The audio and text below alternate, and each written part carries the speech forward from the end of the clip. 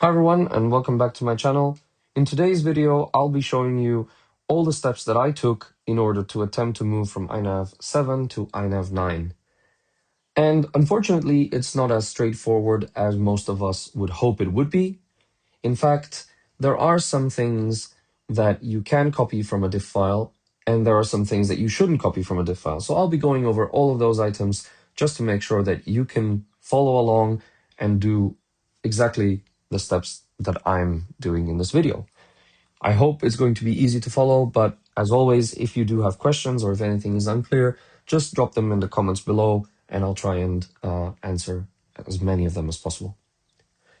So here we have the diff file from my Ranger 2000, and the things that you can copy over, some of them are quite obvious. So things like outputs, safe home, fixed wing approach, features, you can copy over, but just make sure that you leave this one out because it's no longer a feature as such. It's programmed slightly differently. You can enable it afterwards as well. Black box, of course, you can copy. The port stuff, modes and adjustments can be copied. Mission waypoints can be copied. OSD layouts can be copied. Those are the same. Programming logic can be copied as well. And if you do have some programming PID controllers and global variables, I'm sure you can copy those as well. But just make sure that they work before trying to fly and maybe relying on them. Now, here we have the master stuff. And here you shouldn't copy everything. And this is something that I made a mistake with in my previous video. When you flash INAV 9 and you connect to it the first time, it will ask you how you want to configure this flight controller. My option was to just exit out of that screen and go to the CLI and just paste the diff file, the modified diff file. However, that might not work for INAV 9. Instead, what I did this time is I selected airplane with a tail, and I continued to copy over the items from the CLI into the CLI based on the things that I know will work, such as the items that I just showed you from above. But from the master, I only picked the most important ones that I just couldn't be bothered configuring in the configurator. These are items that you can configure in the configurator. Most of them are, but some of them are in the diff file. So things like calibrating the flight controller. The Ranger 2000 has a very narrow fuselage and a very difficult to get to flight controller. It's not as easy as just ripping it out, doing a quick calibration and putting it back in. So I did copy my accelerometer information. The rest of the items I left as default. Things like this, for example, have changed. So you don't really want to copy everything that's here. But the failsafe procedure, you can copy that or just set it up in the configurator manually and just use the diff file as your guidance. There are other things like, for example, the baro P, which may have changed, as well as the disarm on landing stuff you can copy. Extra arming safety, you can leave it there if you want. I have mine configured in the programming tab to be able to override this extra arming safety because I do like to sometimes arm the plane when it's on the bench, but that's another topic. Of course, you can copy over the radius, turn smoothing, and all of this stuff. So everything that has to do with your return to home settings and your waypoint settings and your fixed wing settings can be copied over.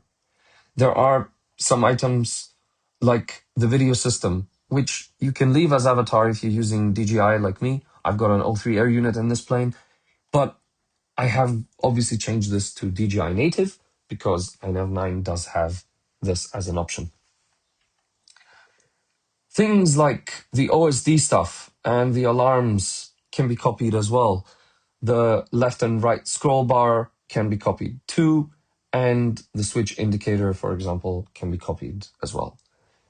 Now, I've got some changes on my plane for the straight line landing that are different from the default, and there's a good reason why. If you watched any of my previous videos, where I explain how to land in a straight line.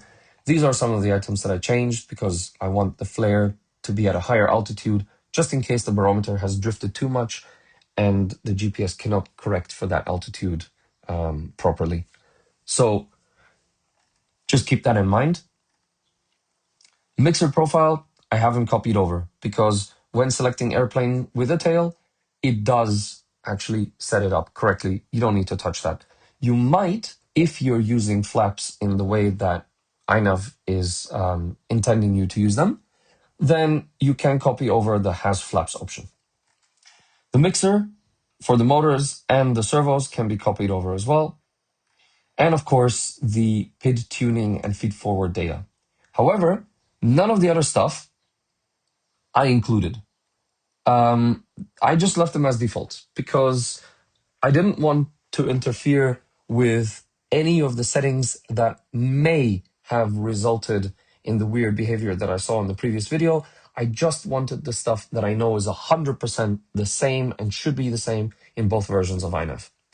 Something that you will also notice is that, for example, we have the pitch rate, which is something that we can copy over, but for some reason, the diff file of INAV 7 doesn't actually show me everything. It only shows me the pitch rate. It doesn't show me the roll rate and the yaw rate. And in fact, that's the reason why I always take a dump.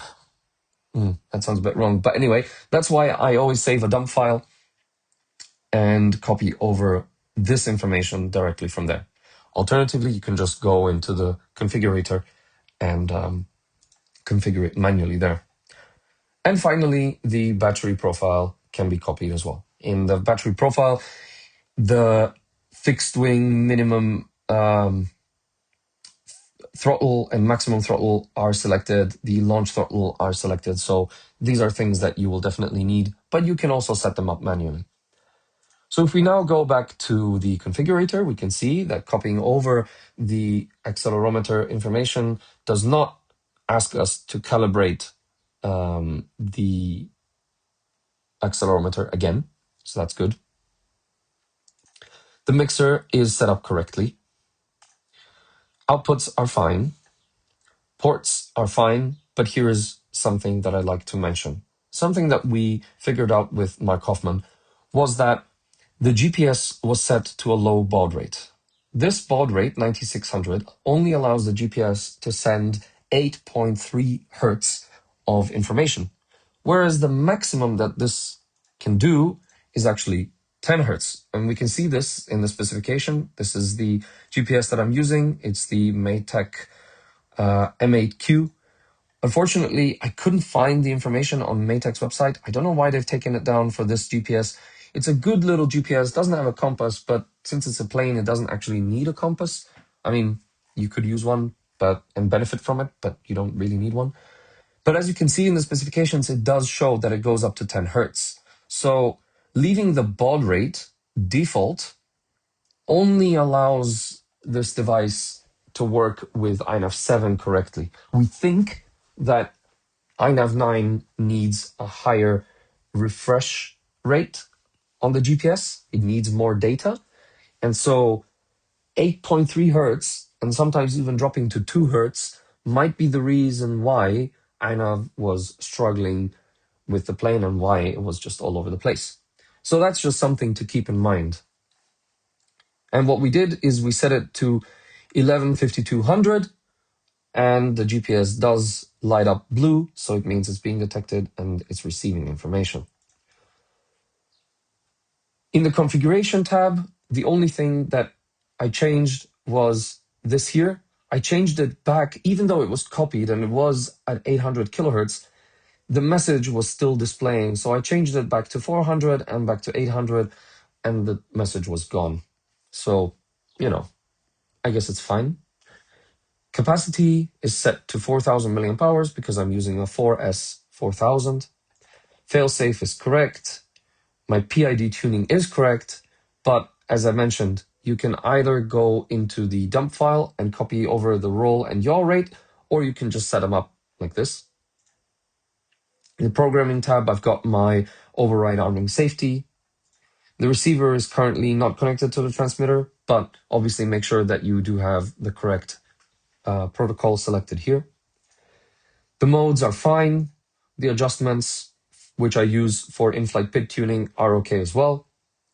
My GPS information is working, and we can see and verify that the update frequency is hovering around 10 Hertz, which is fine. Under mission control, I do have a mission set up on this flight controller, and it's just something that puts the plane in a continuous large circle, and it just loops around to try and test the battery and the endurance of the plane. The OSD stuff, if you have copied it over, it will look exactly the same. Just make sure that if previously you used the DJI O3 Air unit and had it on Avatar, after the update for Goggles 2, now you can change to DJI Native, so that should work without any problems whatsoever. I'm not going to go through all of these items because there's lots to go through, but finally we've got LED. I don't have any, so that's fine. Sensors, we can see they work.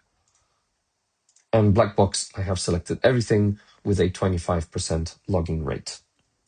So that's basically everything that I did in a short form, and maybe with a couple of mistakes previously.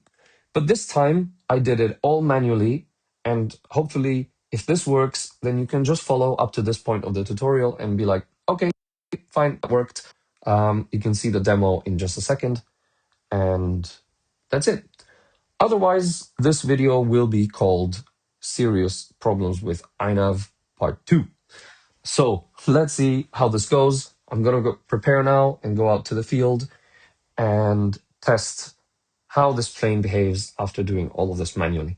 And I hope that if any of the developers are watching this video, they can also see that I was very careful not to copy over any information that is different in INAV 9 compared to INAV 7, which may have been the reason why the plane was behaving in such a strange way.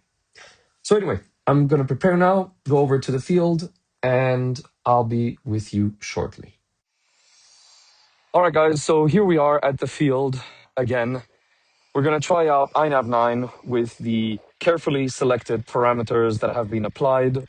Everything was checked and verified manually. The GPS is running on 10 Hertz, and we're ready for takeoff. We do have a bit of an easterly wind at the moment, but it's not too strong, and I don't think it should have a major impact. I've definitely flown this plane in much stronger winds than this one. So I'm ready to go. I'm just going to pick up the plane, and the plane is in auto launch mode. So arm it, throttle up, a bit of a fake throw, and off we go. And you can see it climbs really quickly. So acro mode is pretty good. And I think I can also see the OSD elements are updating nicely. So when I go down, you can see my altitude is changing properly. So far, so good. I apologize for the noises, but as you can see in just a second, there's a bit of construction going on at the field right there. I don't know what they're doing. And I also apologize for the wind. It is a bit windy, but such is the day. So I'm just going to fly in the east, towards the east a little bit. And then flick it into return to home, because that's the one thing that I care about the most. Okay. That's in return to home.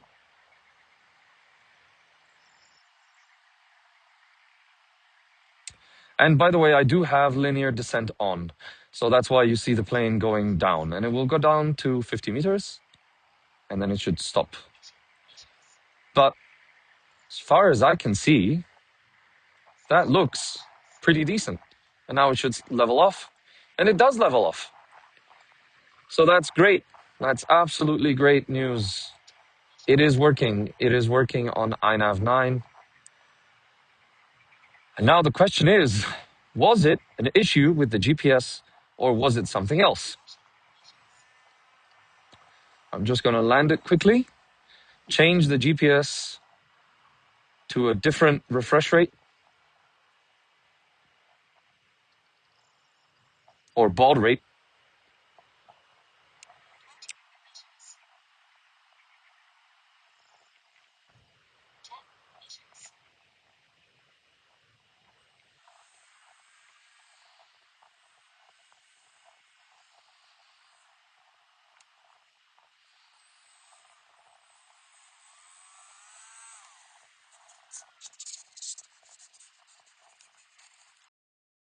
So just to see if the reason for the strange behavior was in fact the slow refresh rate of the GPS, I've now actually gone back to a baud rate of 9600, and I'm going to take off again and see if that was the reason why things were not going well.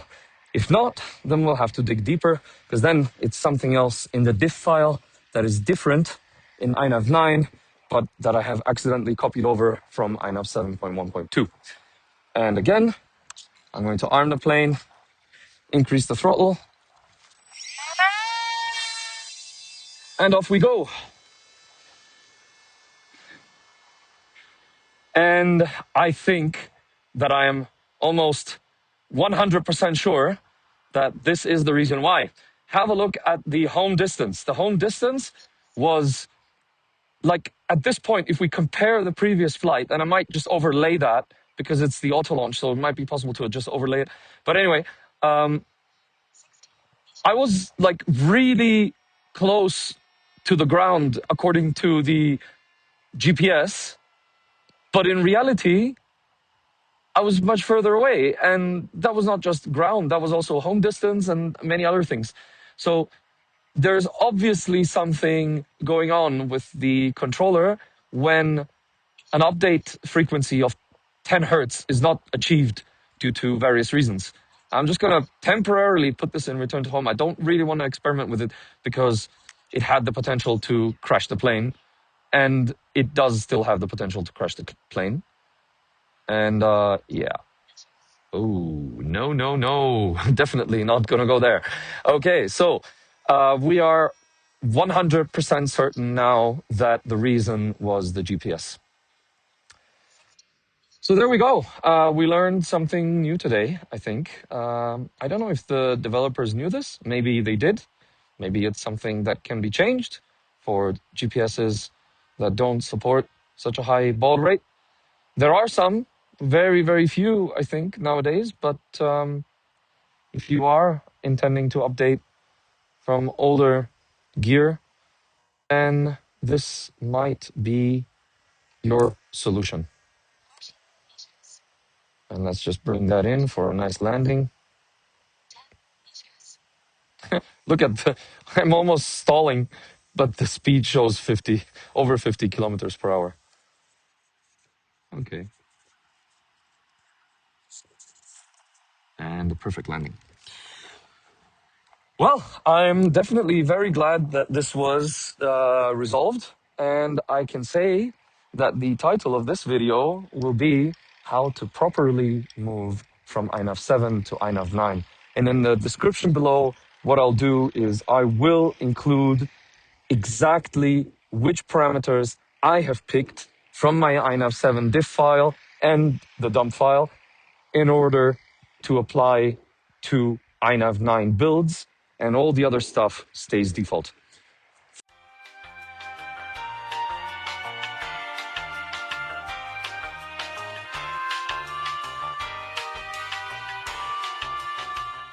And it's time for a little bit of bonus material. So, just to prove that this was the issue, I've now gone back to a baud rate of 115200 for the GPS. Again, I'm sorry for the wind noises, but we'll do a flight now just to confirm that everything works fine.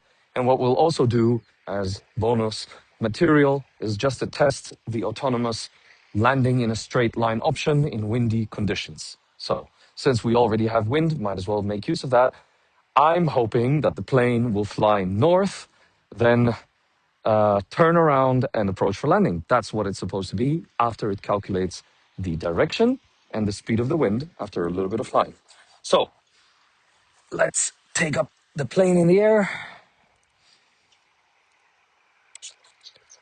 It's armed, we've got satellites, throttle is up, giving it a bit of a fake throw.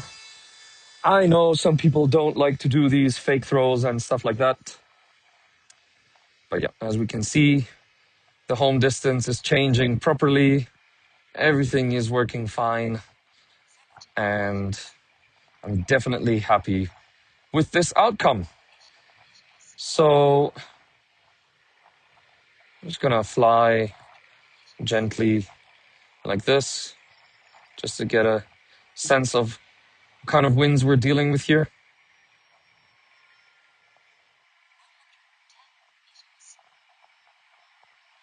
All right, so yeah, it's not a weak wind as such.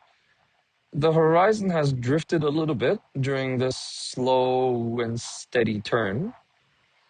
Let's see if we can bring it back a bit.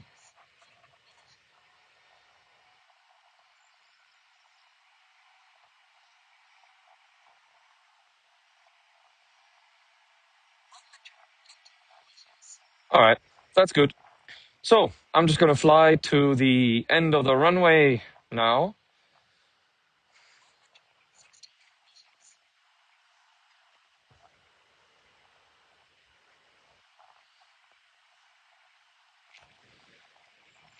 And then engage the return to home.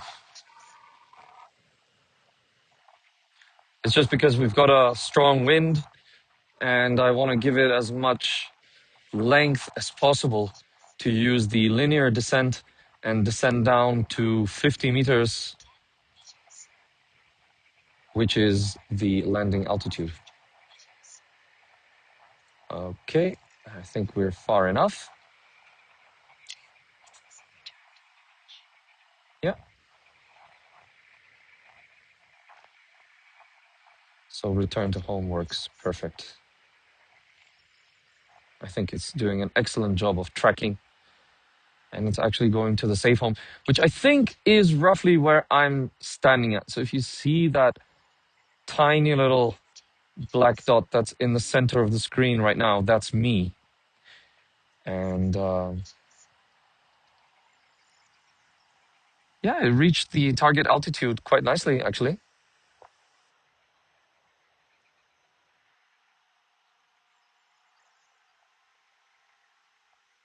It says land on the top.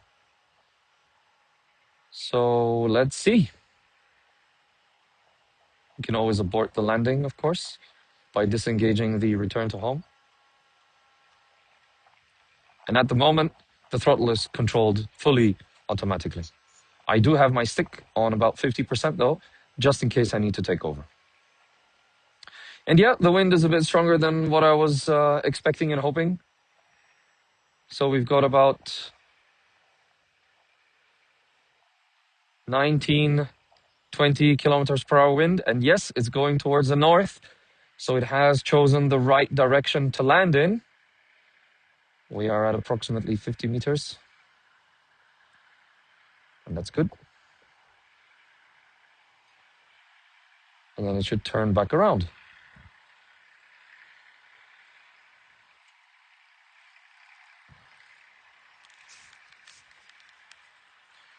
And that's kind of good. I might increase this altitude. I think the terrain is going up in that direction. So I think I might increase the altitude just to give it a bit more height in not so windy conditions, because as you can see, it's a bit all over the place now. And let's see how well we come. And that's very, very good. We are tracking exactly along the runway.